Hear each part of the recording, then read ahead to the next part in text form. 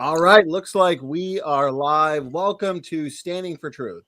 I am your host, Donnie, and I want to thank everybody for being here for tonight's important show. I am here with fellow team Standing for Truth superheroes, Professor David McQueen, aka Batman, and Yes. George Bond, our award-winning co-host, aka Robin. George, nice shirt. The SFT logo superhero style. So, what are we doing here tonight? Well, we are here responding to some arguments made by Erika from the Gutsick Gibbon channel. Professor McQueen, George Bond, thank you for being here, gentlemen.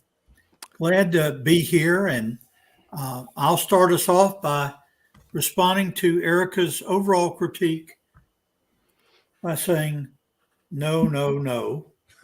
And we will elaborate on that in 3 10-minute segments. The first 10 minutes, we're going to deal with her rhenium osmium argument from the last session. The second 10 minutes, Donnie and George are going to read the response to my comments from last week, one response, and we'll go at that for 10 minutes. And then finally, we will do 10 minutes worth of Q&A at the end. Thank you, George, for joining us, and I appreciate your commitment to humor at the beginning. So here's my humorous part before I turn it over to your humor. I'm going to suggest that some of what Erika talked about last week is actually petroleum geology magic, with spirits moving around in the oil field, telling us where source rocks are and reservoirs are. Before I turn it over to George for his comment, remember what we've said in the past on this side here.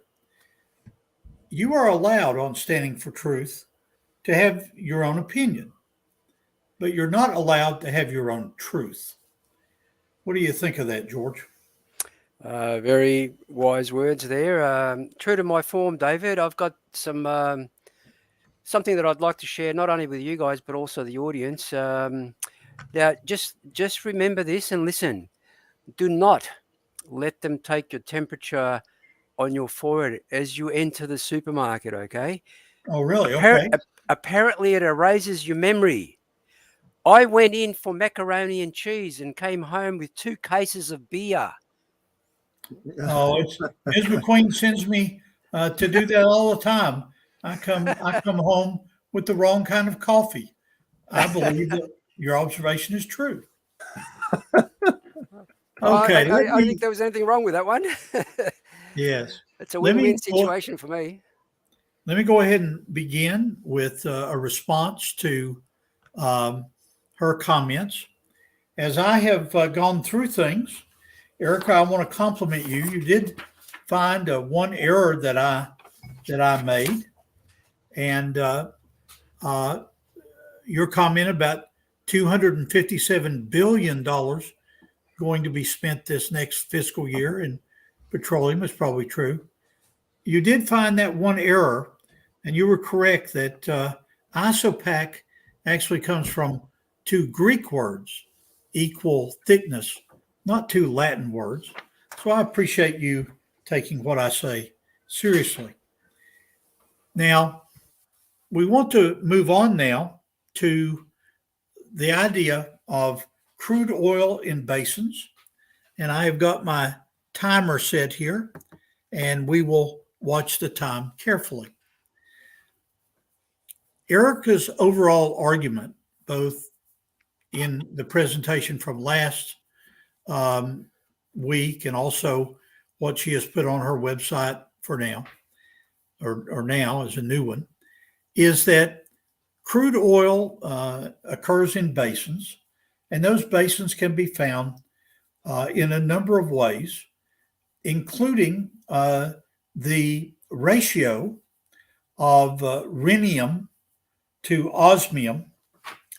Now, let's go back to the kind of college chemistry that I've taught in my life, and let's make sure we're clear as to where we are on the periodic table. There is, and if you're not familiar with the spelling, there is rhenium and osmium. Rhenium 75, and then the isotope that we're interested in is 186. Osmium is right next door, 76, with 190. So those are the elements that we're talking about. As I have researched what she has suggested last week, I have found a paper that's more recent than the references that she had. Notice that there's an isotopic ratio of rhenium 187 to osmium 187. And there's a paper online by a couple of Chinese geologists, Ming and Wang, and it came out last year. And their focus was, and let me help you with your pronunciation here, Erika, it's pronounced lacustrine. That's a type of sedimentary environment that's assumed to be a lake environment in the evolutionary viewpoint. These men looked at this ratio and claimed that there would be a way to determine source rocks and reservoir rocks using that. I would suggest to you that what's over my shoulder here is an interesting marker, but not quite the definitive proof of old earth traditional stratigraphy and petroleum geology that Erika and those that feed her this information think it is. And the reason is this: the way that crude oil is found is by doing a fingerprint geophysically. Now, I'll come in a moment to one of my old professors, Dr. Walker at Tennessee, and his comments about scissors and pins being a couple of kind of fossils in the Gulf of Mexico. But let's make sure that you're clear on this important point. When you look at, and I'll draw this as the ocean in the Caribbean, Gulf of Mexico, the Caribbean area. When you look at this, the way that petroleum is actually found has nothing to do with rhenium, osmium ratios. It has everything to do with what's called geophysics. And geophysics drags across the ocean a group of microphones, if you will, and then they set off an explosion that goes down into thousands of feet of sediment. I'm close to the end of my 10 minutes there, so let me stop that. Take another minute to finish this up. It goes down into the ocean basin, and it reveals structures. And here's the ocean basin. And these structures are where you're going to find oil and gas. So it's not through the systematic application of radiometric dating or a rhenium osmium ratio that's found in different parts of the world. It's not that way that the large deposits of petroleum that are called reservoirs are found. It's through the systematic application of geophysics. Now that will finish our first 10 minutes of my critique of her work. Let me turn it back over to Donnie and George, and you guys read to me what you consider to be one of her best arguments in this latest contribution to our discussion. Gentlemen? George, I know you wanted to present something. Before you do, I just wanted to give everybody in the chat a couple reminders, as we had a ton of debates last week, and next week we have a few more. So reminders, Professor David McQueen is going to be here on the 9th, the Cambrian explosion, best explained by creation or evolution, Professor McQueen versus Jackson Rowe. Also in March, Professor McQueen, you'll be here for another debate. I think this will be your maybe fourth formal debate. You'll be taking on Taylor, the Great Age of the Earth debate, and Jason Torn.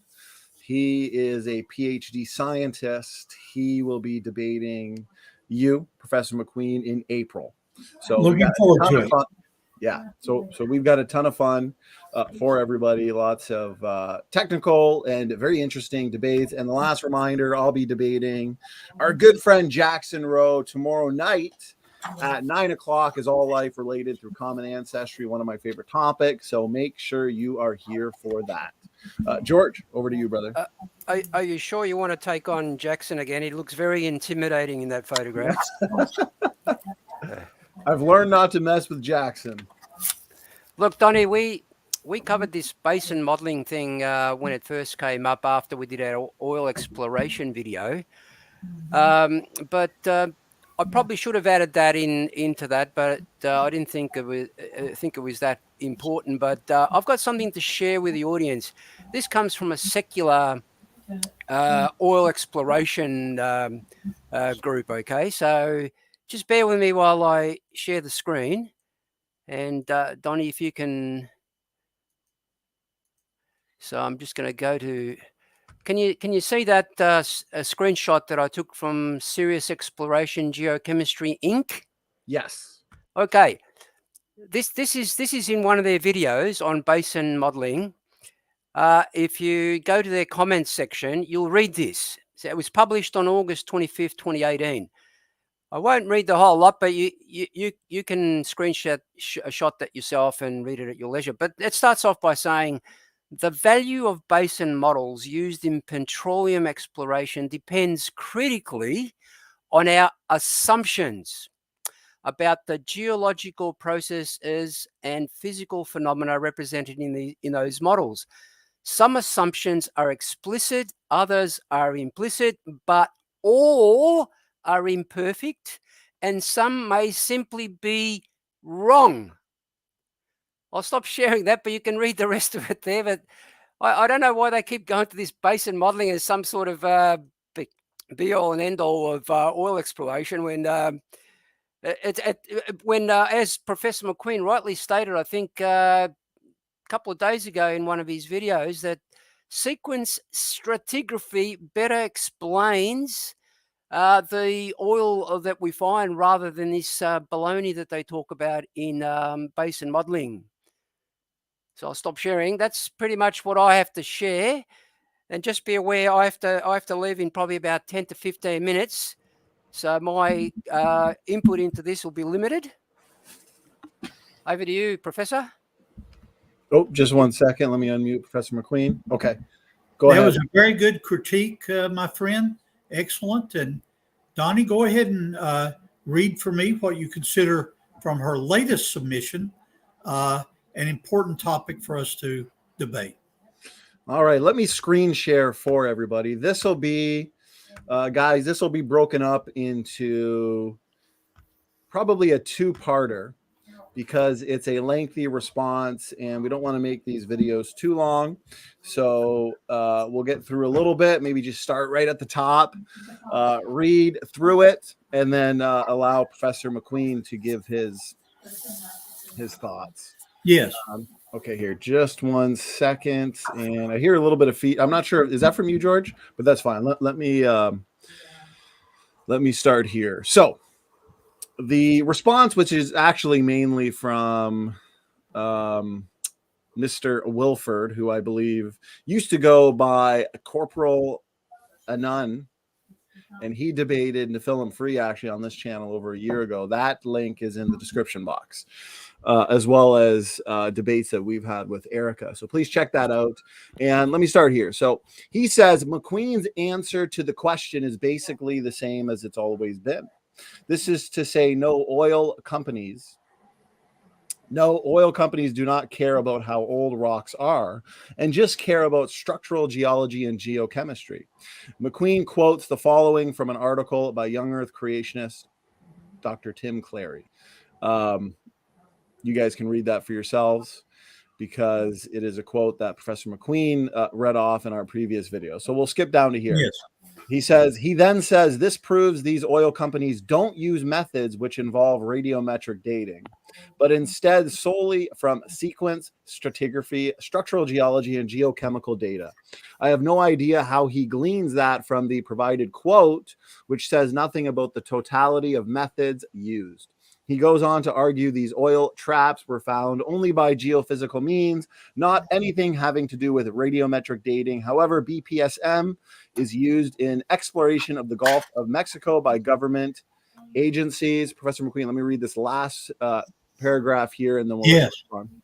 So what does professional petroleum geology literature say about how important BPSM is to their industry? First, it states BPSM is crucial for finding new prospecting regions. That is, where do we send out seismic trucks / ships to look for new traps at all? There's a link to a paper there, and he quotes, the timing of petroleum emplacement is crucial in understanding petroleum forming processes and predicting new prospecting regions. And let's end here. Second, even for traps which are not discovered thanks to the guidance of BPSM, say further exploration to a known prospecting region, BPSM is still crucial in selecting which traps are going to be targeted. Professor McQueen, go ahead. And any thoughts there? Okay, I want to point out how clearly wrong this gentleman is. I have set my timer for 10 minutes, and let me work through it. I almost don't know where to begin. Let me begin with a little bit of a review of my credentials. I studied geology at the University of Tennessee in the 1970s. And one of my professors, Dr. Walker, was a stratigrapher, carbonate stratigrapher. And in 1973, he made a very interesting argument about the usefulness of microfossils in the Gulf of Mexico. And I'll return in a moment to his scissors and pens argument. But let's go back to a claim that this gentleman made. Tell me his name again, Donnie. I'm losing someone I have not met before. He goes by Mr. Wilford. Mr. Wilford. Well, Mr. Wilford, you have underestimated the value of geophysics. Your comment is interesting that this basin modeling is used to find new places to send the ships to do the geophysics. I would suggest that you've got this exactly backwards. From my experience of teaching petroleum geology 40 years ago and keeping up with it in the 40 years since, it is seismic work, whether it's offshore Nigeria or offshore the Gulf of Mexico, offshore Louisiana, if you will. That is the foundation of it. Let me say it another way. Petroleum geologists don't sit in their offices in Europe and Scotland, offshore North Sea stuff. They don't sit in their office and say, oh, let's see, this is Cretaceous, so let's look there. Oh, this is Precambrian. We could never find it there. This is Ordovician. We maybe could find it there. They don't sit and think in those terms. What they do is they compile geophysical maps, such as what I have portrayed here, and by looking at the way this geophysical map works, they're able to make some comments.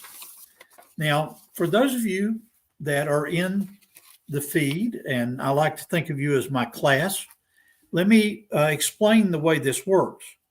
So a charge is set off, and a wave, sound wave, goes down into the subsurface, illustrated by this red arrow here, and it's picked up on a device called a geophone by the either land base or ocean base ship that's doing this survey.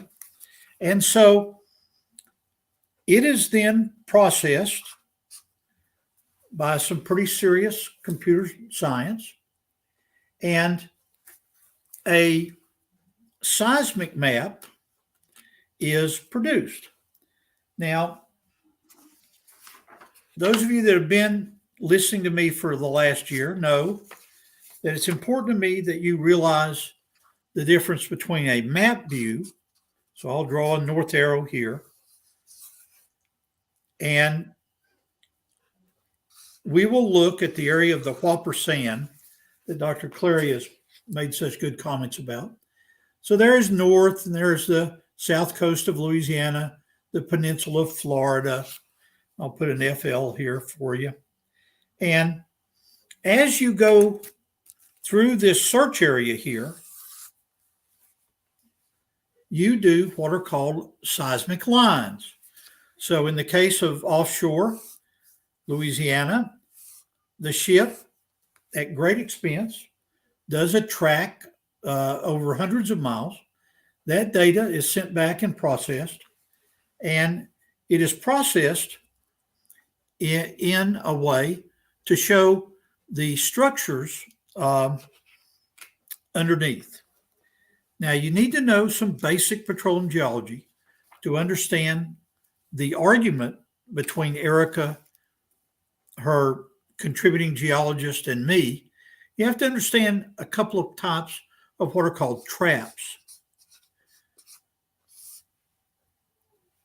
Ironically, the American petroleum industry began the same year as the publication of Origin of Species, 1859.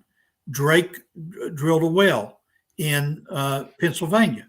And so an anticlinal trap, like I've illustrated here, where you've got folded layers, and then you find in those folded layers,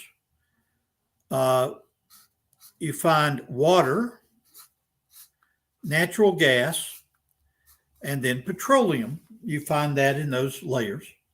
Obviously, people don't want to pump up water from depth. That's called connate water. But they want to find either natural gas or petroleum. Well, there are other kinds of traps that are seen in these seismic sections, and I'll illustrate one of those. These are cross sections here that I'm drawing, so I'll put a tree floating above the water there. You find in other places these anticlinal traps, and then you find what are called stratigraphic traps, where you have sediments of the flood deposited early in the flood. They are then tilted by the actions of catastrophic plate tectonics. And then in the area that I've circled in red, you find trapped the same three things. I'll call it water, natural gas, and petroleum. Yes. David, I've got some good illustrations of those different types of traps that I can show on screen for you if Donnie's there to share my screen. Yeah, thank you very much. I'd appreciate that. Because we covered this. Donnie, are you there? Okay, if he's run to get some coffee. That's all right, I'll show him later. We'll show him later. I've got 2 minutes left on this 10 minutes. So let me continue on with this very interesting comment that my Yale University trained, I might add, carbonate petrologist made in my stratigraphy class all those years ago in the early 70s. He would say to us, oh, the petroleum geologists in offshore Louisiana, they love to drill down and find microfossils, which are called forams. Might as well write that down if you all want to research this on your own. Foram is a abbreviation, so to speak, in paleontology for foraminifera. So forams, this is the shortened version of it. Forams are microfossils that are commonly found in the Gulf of Mexico. And let's call it foraminifera number 1 and foraminifera number 2. And my Yale educated professor was quite critical of the evolutionary view of this foraminifera. So let's draw this out so you'll understand. If this is the surface of the Gulf of Mexico, it has been known for the time since World War II that foram number 2 often occurs above foram number 1. So from an evolutionary standpoint, you would say, oh, foram number 1 evolved into foraminifera number 2. Dr. Walker's point is these might as well have been scissors and pins or nuts and bolts. They have no evolutionary significance. They only have a significance in the fact that in the Gulf of Mexico, foram number 1 is generally always found beneath foram number 2. And then how amazing is it that oil is often found associated with foram number 1? Walker's point is that there was no evolutionary significance to this. And that bears exactly on what Erika and the others were saying. So my 10 minutes are up there. Okay, Donnie, you want to go on now to George's screen share?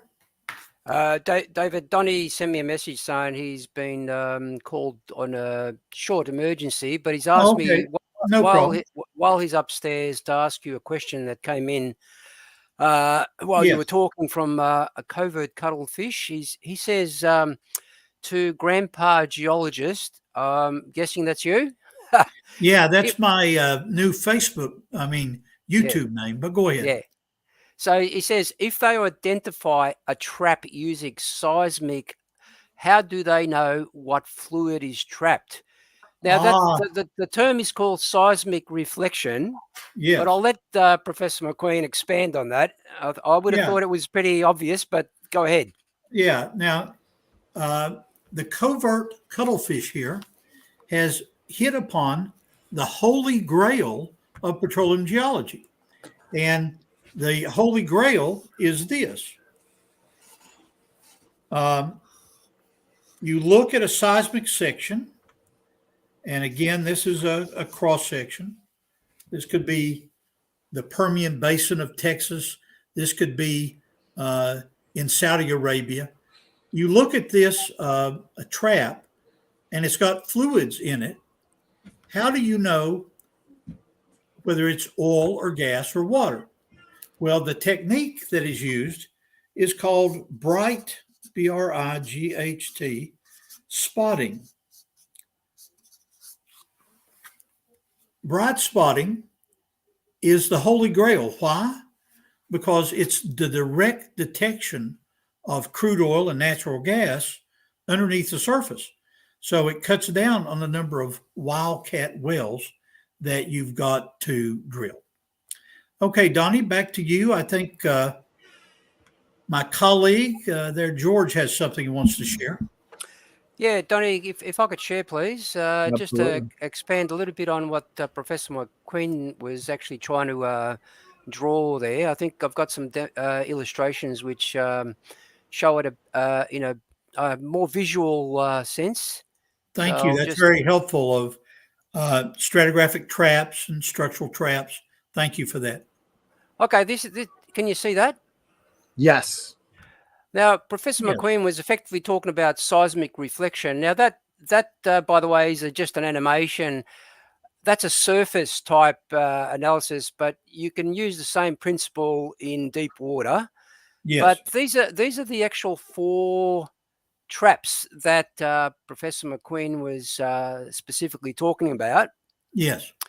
So I think Professor McQueen was talking about the anticline trap, and I think the salt dome trap is the other one. Well, But there's I these. was actually talking about, and I have to get close to my own screen here to look. I was actually talking about the upper Right. left. The upper left? The upper left that would be called a stratigraphic trap, I think. Yeah. Is yeah. that what's written on the slide there? Stratigraphic trap, or what is it called? I can't read it. I think I can't read it either. But cut at it any off. rate, those are the different, and it's quite true that in the Gulf of Mexico, Yeah. the lower right-hand trap of salt domes are very common. Many of you that are knowledgeable of petroleum geology in the U.S. would know of what's called the Luan salt, and that's a good illustration there. Continue on, George. I'm going to get a cup of coffee. I'll be right back. Yeah, well, one of the things there were a number of points that we covered in our video, and I suggest to users to go onto the channel and actually find that video. It's called Oil Exploration. I can't remember the exact name of it, but we covered it fairly succinctly and in detail in other cases. But effectively, these traps, especially the top left and the bottom left, you'll see have got faults. And we actually stated that these traps are under so much pressure, and if they're certainly hundreds of millions of years old, that pressure would have completely resulted in that oil and the gas to leak out through those faults that you see there. Whereas on the right-hand side, you see the anticline traps and these salt dome traps. In both cases, you've got a cap layer, which is really and it's a bent cap layer, by the way. And it's the main reason why the oil and the gas and the water is trapped below it. And that's why we can actually drill through it and find the gas and the oil. As usual, my colleague George has brought up a very important point. Yeah. Pull up my screen and I'll draw what's called overpressured shales, which illustrates the very excellent point that he just made. And that is another critique of old Earth petroleum geology is you have a anticlinal trap, and when it is drilled through, sometimes in red, you will have a very serious and dangerous thing happen. You will hit what's called an overpressured area, or very common, it's a shale. And so as you go through this red zone, you have to be very careful, because if you hit one of these overpressured zones and you don't have the proper weight of fluid in the well. Now, again, for those of you that have never been out around oil fields like I have, or taught this, you need to understand how it actually works.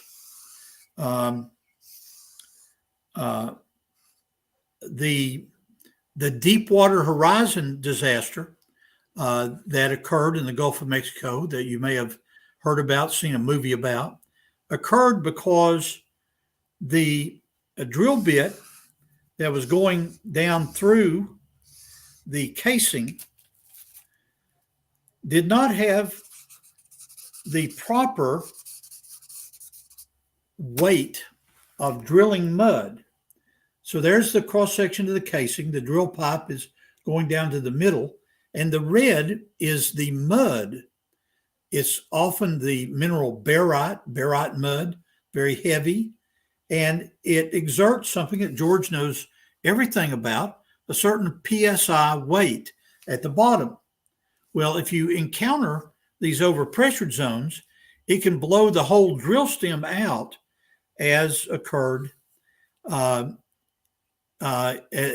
many times. Now, what's the young Earth creationism part of this whole argument? If these structures are 1 million years old, 10 million years old, sometimes 100 million years old, how in the world could the pressure be preserved in an area like this over that length of time? If the Earth is 6,000 years old and the Great Flood occurred given 4,000 years ago, plus or minus some change, we have an easy explanation for it. The evolutionary community does not. Okay, let's go to another question. David, just to add a bit more to that, those cap layers, the shale, and I presented 2 papers, secular papers, by the way, not creationist papers, that showed that the ductile behavior of shale requires it to be around about 4.5 to 7 kilometers in depth. That's the temperature it needs for it to be bent without fracture. And I say without fracture because if it did bend with fractures, then all that oil and gas would be gone, would have leaked out. Exactly. Now, because we find oil at 2 kilometers depth today, or is it 2 miles? I'm not sure. That requires at least 2.5 to 5 kilometers of erosion. Now, think if you've got that level of erosion, why do we still find fossils, and why would you believe the geological column when it's subjected to that kind of extent of erosion? It just doesn't make sense.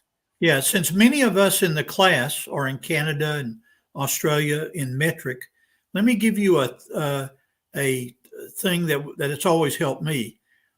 I still run or walk more now 5-kilometer races.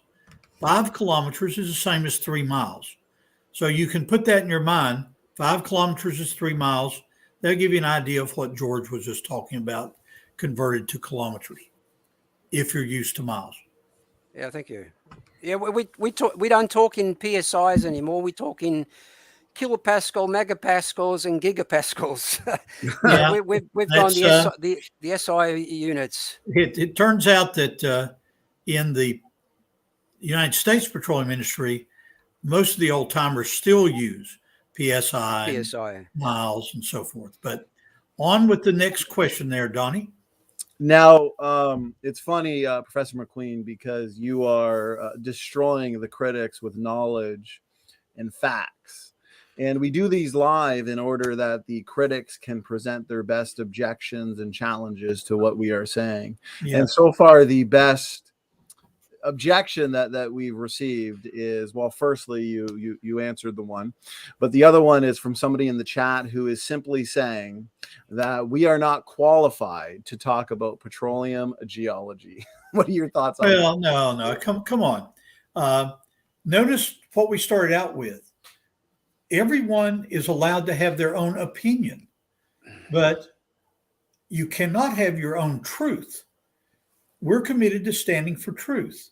And this is why in the future, I'm looking forward to debate the fellow with the PhD, and we'll be able to talk about technical arguments based on my own research in crude oil and so forth, and the porphyrin argument that I've touched on in the past. But we'll be able to go beyond that. I have, using some contacts here in Louisiana, collected some crude oil. Now, I'm going to touch it without gloved hands. Here we have Louisiana crude. And why in the world would I presume to touch it when I'm going to send it off for DNA analysis? Well, the reason is I've touched it before. The 2 drillers that I am working with are brothers. and I'm going to take a DNA swab from my cheek and theirs, and I'm going to send this, once I get funding, to a secret lab. Well, not a secret lab, to a well-known lab that does DNA analysis for forensic purposes. And I'm going to send them a small bit of this and pretend it's from a crime scene and ask them, how many different DNA samples do you find in it? In light of what has been found about dinosaur soft tissues, Donnie, wouldn't it be fascinating if there were 4 or 5 different DNA samples in this crude oil from Louisiana? Would it be interesting if my belief that crude oil was buried very quickly as source rock and moved very quickly to reservoirs, what if we could show that in addition to the 3 human DNAs from my associates and myself, what if we could find human DNA in crude oil? The evolutionary community, because of their presuppositions, would never even consider looking for that, even though they have this hypothetical $100,000 that I asked Erika about last week. You think that would be a good test, Brother Donnie? Absolutely, Professor Definitely. McQueen. And that would be another confirmed testable prediction based on testable predictions that are coming out from young Earth creationist scientists like yourself, Professor McQueen, thus meeting the gold standard of science. So absolutely. Go ahead, George. This is a little bit off topic, but this is how ridiculous the secular situation is. They find frogs buried in 400 million year old limestone layers that are, when frogs are buried, by the way, they go into hibernation. So they found these frogs in 400 million year old limestone layer that when they actually freed it from its tomb, it actually came back to life. So now, 2 things. How does something survive 400 million years deep down in the earth, buried in so much sediment? And secondly, with limestone deposition rates of, what is it, around 2 centimeters per 1,000 years, how did that frog get buried so quickly and subsequently came alive apparently after 400 million years? Come on, guys, it's silly. I don't know if in the sport of rugby the word piling on is used. Certainly in American football, the word piling on is used. So let me continue with George and pile on a little bit. Here is here we are exploring for source rocks, and I hope you can see in what I'm holding up here a reef built around a subsea volcano, and you see the reef goes in a circular pattern, George, like you and I have talked about before. The young Earth flood geology model would have those reefs growing in the pre-flood world, forming very nice reefs, and then being rapidly buried. A big block of rock like that, buried quickly, would then be what would be called a source rock. Those source rocks have to have some heat applied to them for the petroleum to mature. That maturation is something that happens as the crude oil then migrates to the reservoir, the trap that George has already shown that we have. And so within flood geology, we are constantly attacked by our critics. Oh, George, oh, SFT, oh, McQueen. In catastrophic plate tectonics, you can't account for where all the heat goes. Well, at least some of the heat goes to maturing decayed plant and animal material into crude oil. Now, let me answer this question from the biologist here. Charity, I think is the way you pronounce it. Do old oil wells refill from oil being abiotic?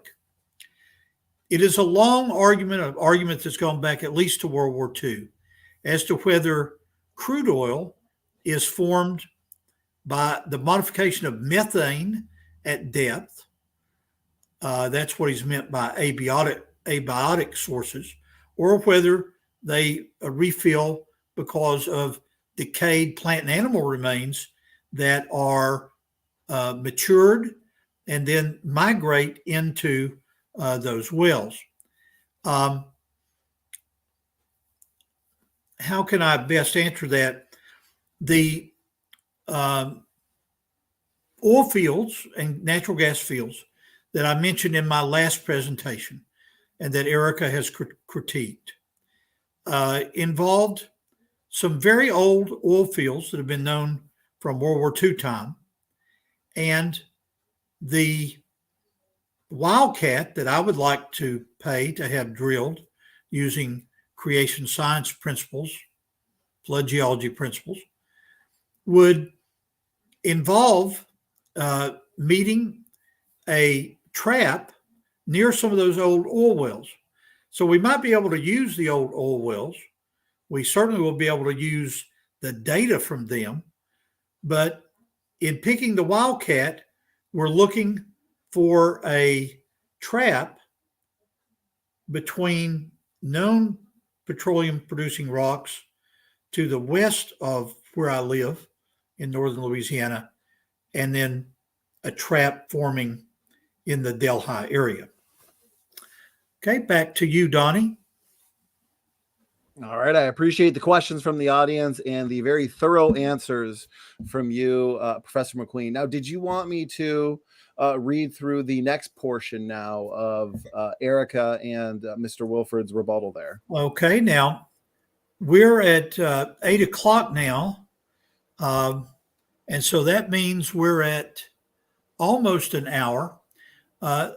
Can we push it to an hour and 15 minutes and I'll answer this next one and then we'll end it there? Absolutely, Professor McQueen. As always, we still have a great audience, almost have 50 people enjoying this. Great response from you, David. So we can definitely extend the time. We'll have to come back to this on another show, won't we? We will. And we know there's countless critics to respond to. So, yes. Professor McQueen, that's job security for life. Job security until the rapture. I know that is true. Okay, so let's go to the next part of this one here, which I believe starts here, which just consists of quotes from various papers. Go ahead and give a couple so the audience that may not have read it can hear it. Go ahead and read a couple. Okay, here we go. So we'll start right here. The best way to reduce investment risk in oil and gas exploration is to ascertain the presence, types, and volumes of hydrocarbons in a prospective structure before drilling. Seismic interpretation can delineate closed structures and identify potential subsurface traps, but it does not reliably predict trap content.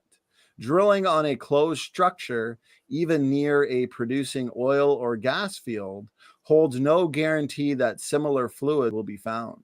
Profitable exploration requires a methodology to predict the likelihood of success given the available data and associated uncertainties.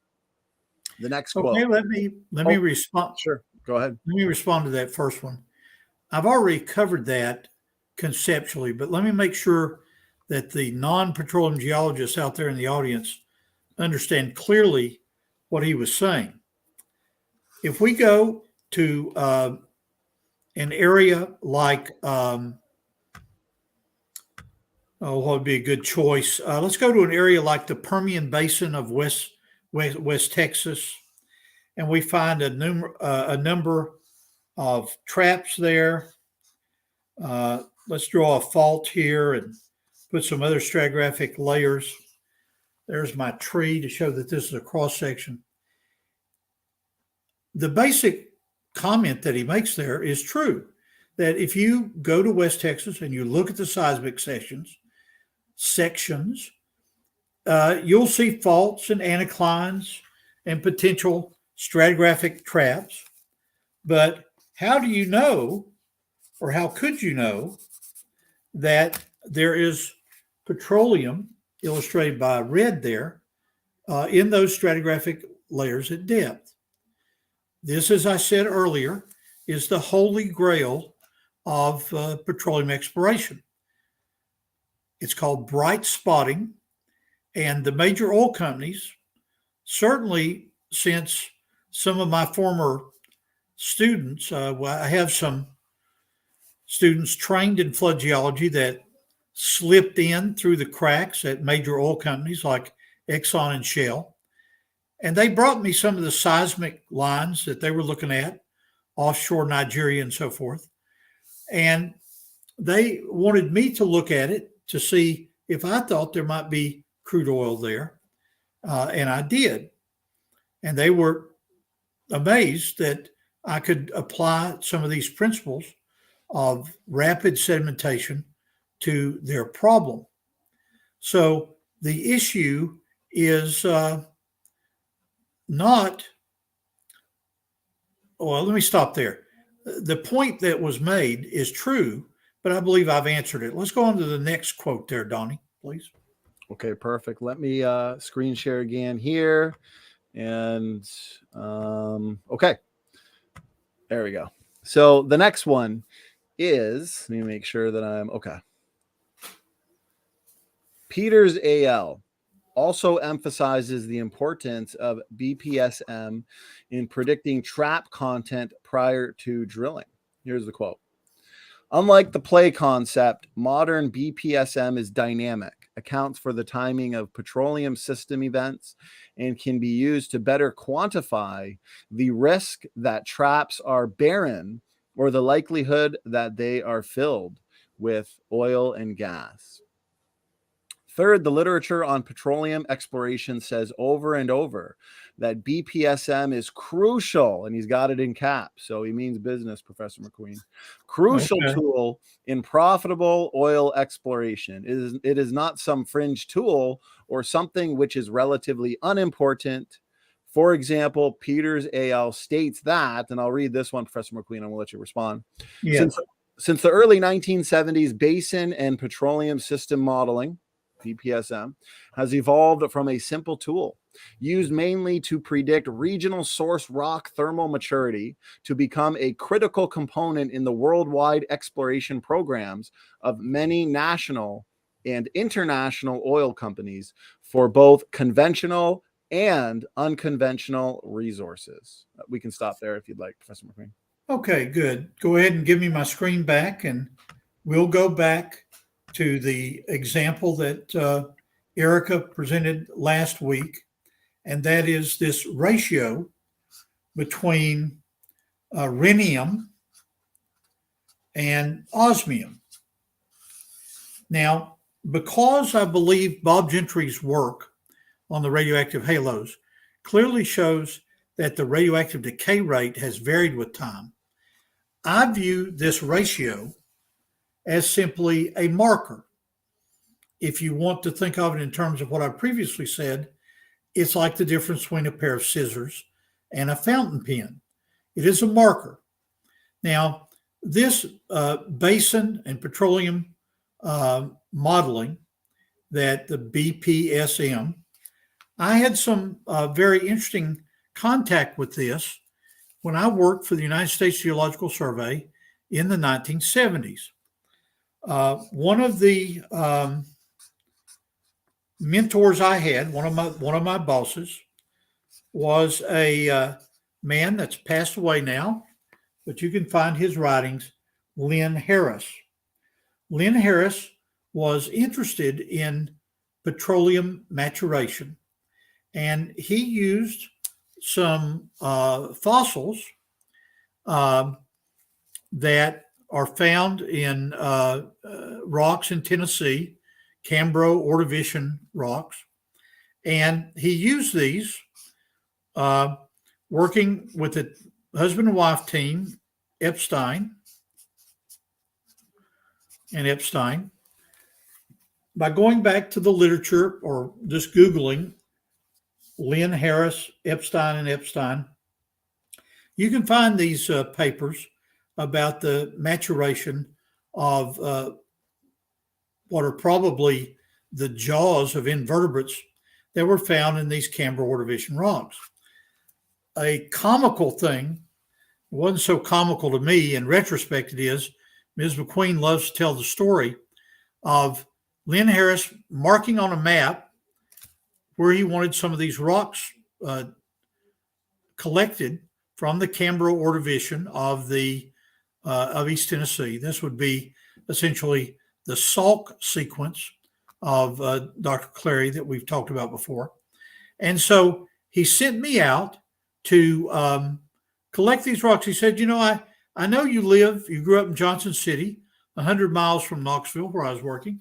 So go ahead and take your wife and just go collect these rocks and bring them back to me for analysis. And so I go out in the field, and I was wearing a red geologist vest. So I parked my 74 Chevy Nova right at the entrance of the gate. And as a federal geologist, the rule of thumb we all used, is if the gate's unlocked, leave it unlocked. If it's locked, lock it back. But you don't have to ask permission because we got the proof in our wallets that we're federal geologists. So we go and collect this sample. So there was a barn to my left, and I could see the outcrop right in front of me. So I walked out, and as I got to the edge of the barn, I looked, and there was a bull with big horns. And there was my red vest flashing in front of him. You want to guess what happened, Donnie? Did he stand there? No, he didn't stand there. He came running at me. And just as Ms. McQueen looked up, I was doing what I could not do now at age 70. In my 20s, I jumped over this fence and landed in some rocks. Wet and all, when I got back to the vehicle, I said, Lynn Harris can do without that sample because I'm not going back in there amongst the bull. That's the lighthearted part. Where's the serious part? The serious part is I've done field work gathering the data in the Appalachian Mountains, at least, that bear on this issue of modeling a basin based on the maturation of the oil there. And so I have personal experience which shows me that the elaborate rhenium, osmium ratios are no different than nuts and bolts, scissors, and fountain pens in the stratigraphic record. Okay, Donnie, what's the next one? Okay, here we go. We've got one, I guess, criticism in the chat from the same guy who's been throwing in critiques. I'm not sure if you want me to get to that, or do you want? Yeah, go ahead. Let me end it all with a critique, and then I'd like to make a comment about the Bible at the very end, like we often do, George and I. So let's have a critique there. Okay, so here's somebody named Chort MB. I've got him up on screen. And this is a common criticism of us young Earth creationists. So it might be a good idea to address it. So he's saying, why is Professor McQueen citing stuff that's decades out of date? So he's saying a lot of this is out of date. No wonder he can't. Exploration today hinges on precise basin modeling, which assumes the geochron is accurate. Okay, let me respond to that and find one of my earlier diagrams. It is certainly not true that the idea of using geophysics to find traps is old-fashioned and out of date. It's not old-fashioned and out of date at all. As a matter of fact, as I go back through all my stuff here, somewhere there has to be my reference from last year.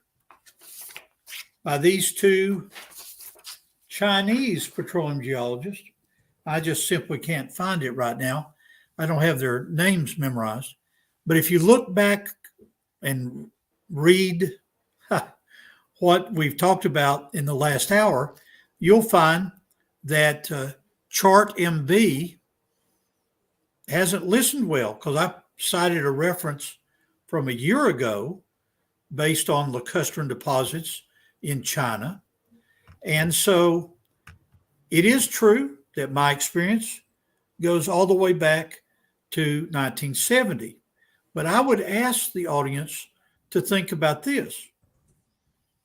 When I was teaching at the Virginia State University in the early 80s, I was approached by what was called then Sun Oil to come on board as a petroleum geologist, because I was teaching petroleum geology and they liked what I was doing.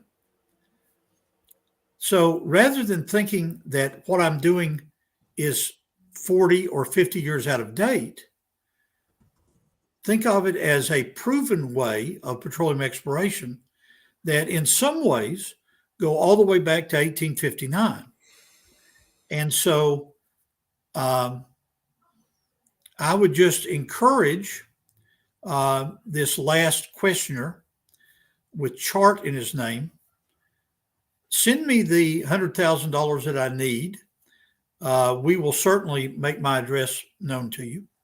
And you come with me. We'll go together to the Delhi field and put a wildcat down. We'll see if an old man can find crude oil. All right. I appreciate that, Professor McQueen. So it's up to you. We still got a great audience, 50 people. We can do one last section of this so-called response here from Mr. Wilford, or we can go to some final words. It okay, totally let's depends do on you. I'm my coffee is sustaining me. Let's do another one. You're doing a fantastic job, Professor McQueen, and that's what we do here on Standing for Truth, is we strive to refute and address all arguments and challenges. So he's got a couple more quotes here, and okay. Again, the audience, go ahead and read it out loud, and I'll respond. Okay, we'll get through. Great idea. We'll get through all of these so then they can't complain that we dodged anything, because they love to dodge, but we don't love to dodge. So here we go. No dodgeball. Likewise emphasizes the importance of BPSM in the oil and gas industry, and that has not only predictive power but safety implications. So let's read this. Basin and petroleum system modeling, again BPSM, anyone wondering what that stands for? That's what it stands for, is essential to petroleum exploration because it provides quantitative estimates of the hydrocarbon charge history, in brackets, hydrocarbon generation, migration, accumulation, and respective timing, and enables hydrocarbon volume and property predictions. BPSM is also commonly used for pore pressure prediction as an alternative to seismic velocity. Derived pore pressure prediction, especially where the seismic data quality is poor. For example, in subsalt and subthrust settings. So BPSM is crucial to the oil industry, according to practicing petroleum geologists and their literature. The oil industry at large cares a great deal about it, and they say so explicitly. So these are the words of Wilford himself. Okay. It is used in combination with geophysical tools to determine the likelihood of a trap being worth drilling into, as geophysical tools alone do not reliably predict trap content, and they cannot afford to drill into most of them. I'll finish this paragraph, Professor McQueen, then we'll hand it to you. Remember, most traps do not contain oil at all. Data from sequence stratigraphy and geochemistry are part of the data input into BPSM runs to help derive predictions on oil distribution, alongside the age of the rocks, which is crucial for predicting timing of events. One of the key goals of BPSM. We'll end it there. Okay. Give the screen back to me, and I'll respond to that on a number of different points.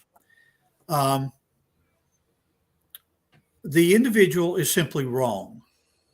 And let me explain why he is wrong. This technique of bright spotting that I have indicated tonight, this holy grail of the direct detection of petroleum in the subsurface. Do you think that Shell Oil, Royal Dutch Shell in Europe, Exxon, all the other major oil companies, do you think that they publish papers and say, oh, this is how we bright spot? This is how we know if a particular trap has crude oil in it or nothing? No, they're not going to publish that. That is what's called company confidential information. And so it's very easy to say that, oh, McQueen, you misunderstand the importance of the age of petroleum maturation and the migration of that petroleum into reservoirs. Well, my counter argument that is in a catastrophic sedimentary environment, and the nature of the stratigraphic record is, even in the evolutionary viewpoint, long periods of boredom, punctuated by brief times of catastrophic events.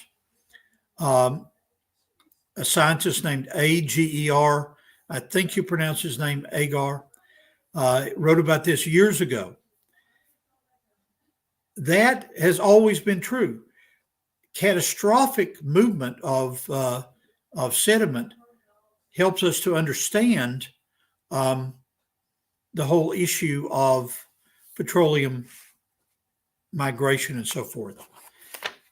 I wrote down and circled the comment about safety and overpressures and the ability to find that. A couple of summers ago, I had the opportunity to work for Phillips 66 in extreme northwest North Dakota. If you ever see on a map of the U.S. where Minot, North Dakota is, it was far west of there that I worked for Phillips 66. And I worked for them as an internal OSHA auditor. I wasn't part of OSHA. I was simply using OSHA training. You know that you're in a remote area if you ever look up Minot, North Dakota. There's an Air Force base there, and a lot of the airmen will ask, well, why not go to Minot? And the answer is freezing is the reason. You know, I don't even know how cold it is there today. It's almost 30 degrees outside here in Louisiana right now. I'm quite sure it's -5 or something up there in Minot. So it's a dangerous environment to work on the rig, or it's a dangerous environment involved. So it's quite right to want to focus on safety. And it's also quite right to have a legitimate worry about what's called overpressured shale. Many men, many women have been killed in the last 100 years in overpressured environments where the drill stem comes flying out of the well. And so the ability to predict the pressure is very important. Now, from my experience, no matter what kind of systematic basin modeling you go into, or no matter what kind of techniques you might use to guess what the pressure is from a safety standpoint, or to directly detect petroleum subsurface, is something that would be very valuable. But I question whether the old Earth evolutionary model of petroleum geology would allow you to do that. Let me tell you one rumor that I've heard, and it's a rumor I heard around 1980, and I've pursued it now for 40 years. I can't confirm it, but perhaps some of you can. The rumor runs this way. In the 1970s, Dr. Henry Morris, Dr. Dwayne Gish went nationwide debating creation evolution on university campuses. This was heard by geology professors at Tennessee, at Michigan, at other Penn State and other places. So they went to the petroleum industry and they said, who has more paleontological data than, and I'll use shale oil as an example, than you do, shale oil? Why don't you assign one of your senior paleontologists to go back through all the different data points that you have in your database, because you have enough information to be able to prove the existence of transitional forms, the evolution of amoeba to man, from fish to Dr. Dwayne Gish, from beans to McQueen. This whole vertical evolution argument, you have the means to prove it. Now, the rumor I've heard is that Shell or whoever assigned this senior paleontologist. He did compile the data, but he could find no transitional. He could find no clear sequence from Cambrian through Tertiary. And so they suppressed that data. I would think that data would be out there someplace in a guy my age's mind or someplace. Why don't you pursue that? Now let's move to my final comments about the Bible. And even though with one more sip of coffee, I'm about to lose my voice here. Let me sneak this in here from Michael Who. He says, McQueen, how is it that you can burn these guys so calmly, gently, and smoothly? They don't even realize they've been burned. Well, Michael, I appreciate your compliment. I'm sure there are some people that will watch this in the next month that are enraged at what I say. But let's bring everything back to why I'm saying it. The basis of my petroleum geology is that the Bible is a trustworthy document, that there was a creation, which we have evidence to prove. There was a worldwide flood, which we have geologic evidence to prove. In the book of Genesis, it's a clear indication that the earth is around 6,000 years old. And even if there's total mistakes in the genealogies of Genesis 5 and 10, no more than maybe 10,000 years old or 20,000 years. The point is that the Bible presents an earth that is thousands of years old, not billions. Now, why would that be important to somebody like me? Well, in that sequence of creation, the flood, and the future, we've left out a couple of things. God is not only the creator of the major oil basins. There's an old Israeli joke about how come Moses came here? How come Joshua came here? Couldn't they have stopped in Kuwait and Saudi, where 10% of all the world's petroleum is? Why couldn't we have stopped there? Well, God was in control of that detail. But in the middle of the humor, don't miss the serious point I'm making. God is the creator, but he's the offended creator through mankind's sin. As we come up to the cross, we see the Lord Jesus as our Savior. And then as we move into the future, we see that the Lord Jesus is our coming King. Many of the questions that we have in young earth creationism cannot be answered until the 1,000-year reign of Christ, when we're allowed to move around the earth and look at things.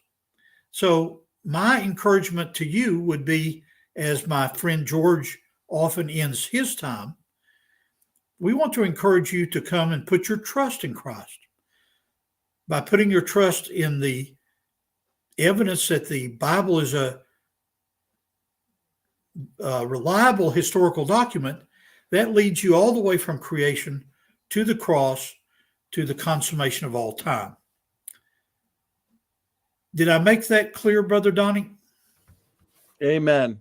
Very, very clear, Professor McQueen. Lots of great feedback from the chat, lots of support, and lots of people who have thoroughly enjoyed this beatdown of the arguments presented by Mr. Wilford. So, Professor McQueen, fantastic job. What we intended to be 30 minutes is an hour and a half. And so I apologize to people that have got to go to bed like I do. But I will say goodnight, and Professor McQueen is out of here. God bless, Professor McQueen. Thank you, Good my job, brother. and we'll talk soon, brother. All right, that concludes another show and another response to what was obviously a weak counter to the video that we put out. There's a reason why a lot of these more militant atheists and evolutionists are running from sophisticated debate. It's because they can't handle the heat. They like to talk about the heat problem, but the only heat problem that exists is the fact that they can't handle the heat. So everybody who has, and I want to say the massive number of requests I've received from our debate challenge, Standing for Truth Ministries debate challenge that we put out now over a month ago. We've received a massive number of requests. We've got, as I like to point out, debates scheduled until the rapture. Okay, so I want to give those skeptics and critics who have sent in requests and have been willing to engage in sophisticated debate and dialogue, I want to give them credit, because these discussions are important. Critical thinking is important.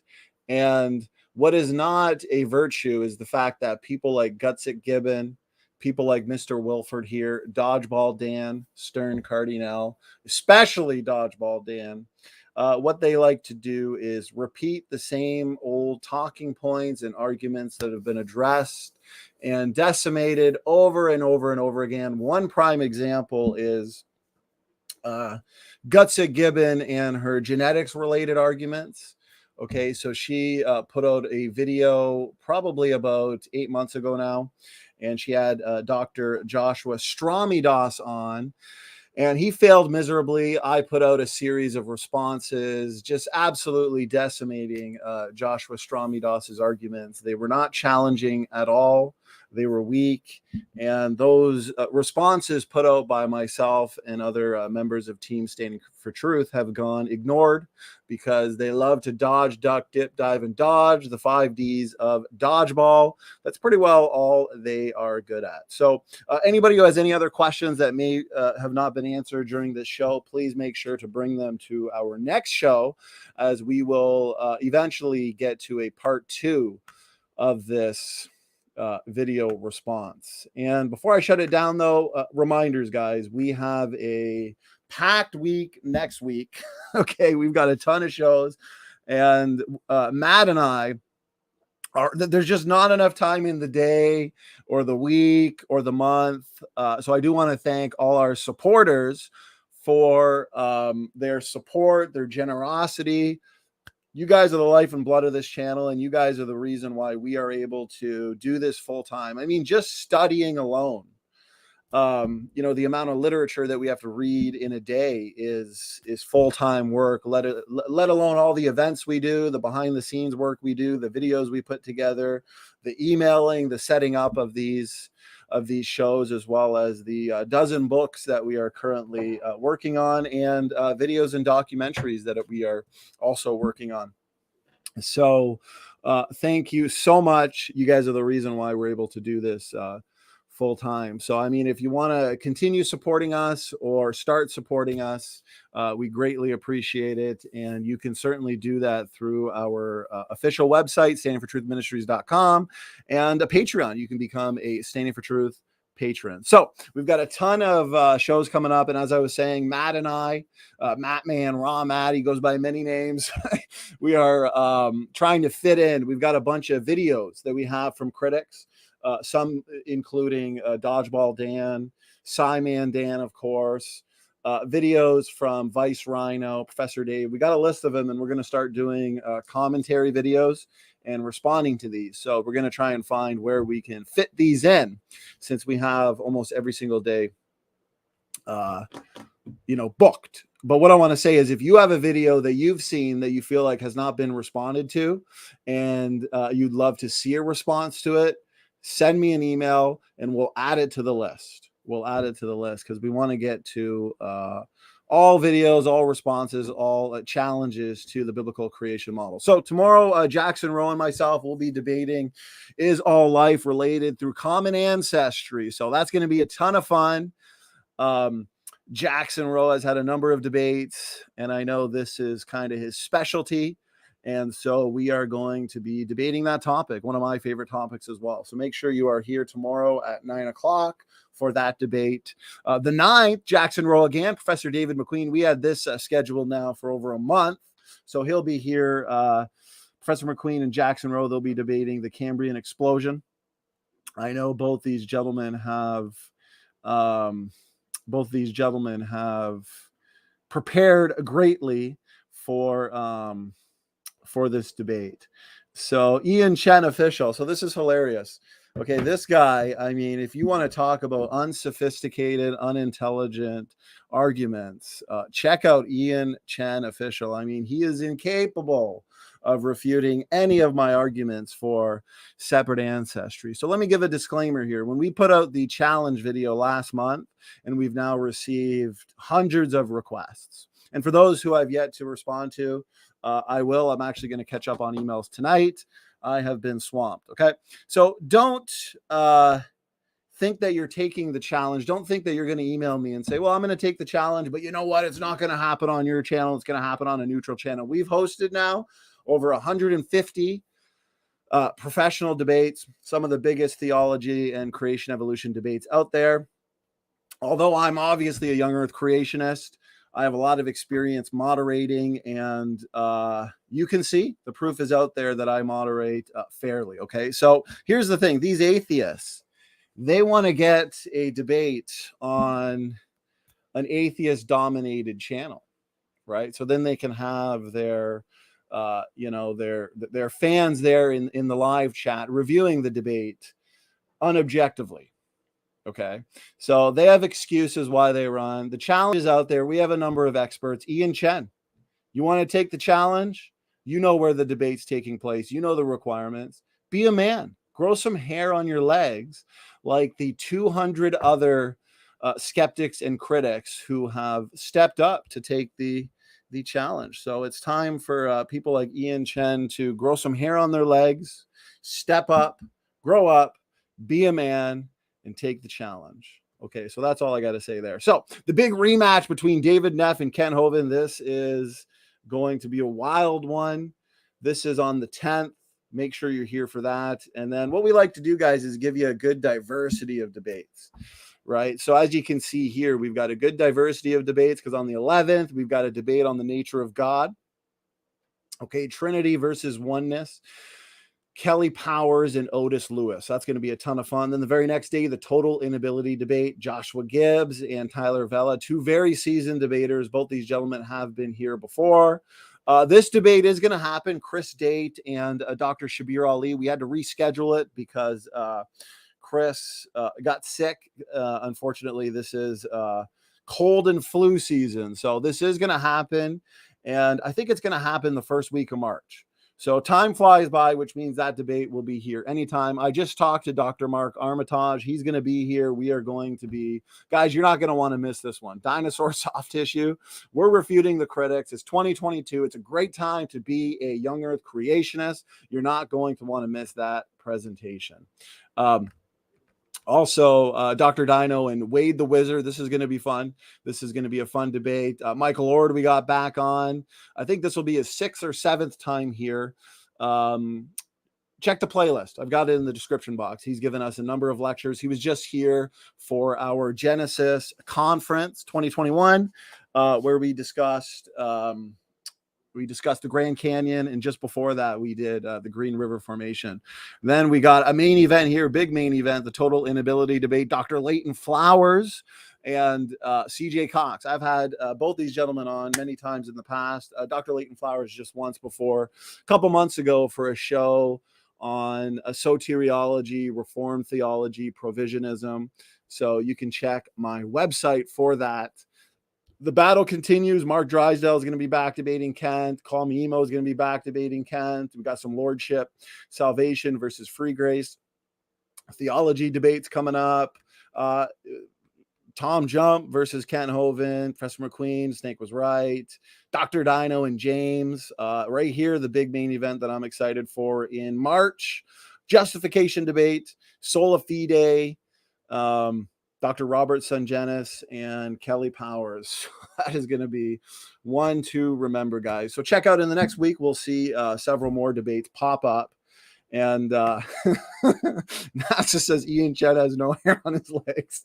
We should set up a debate on that. Ian can prove whether that is true or false. So he says it'll be fun if we can make it happen. See, here's what's funny about Ian Chen. I mean, he can't even counter our most basic arguments pertaining to the Y chromosome, mitochondrial DNA, testable predictions coming out, including fulfilled predictions. So he's behind. He's out of his league, in my opinion. So Jerome M. says, pumped for Michael Ord. Amen. Amen. He's a blessing. Newcomers, check out SFT Ministries website here. Yes, standingfortruthministries.com. In the next week, I've been working with the website designer. It should be fully updated. We've had a ton of content since our last update on the website. So within the next week or so, we'll have a fully updated website for everybody. If you're not yet subscribed to our secondary channel, guys, Young Earth Creation. Okay, we have 20,000 subscribers on that channel, actually. So it's funny, that started off as a secondary channel. We put out a flood movie, and it's now at like 1.2 million views. So glad people found that and enjoyed it. And that channel's been blowing up in views and in subscribers.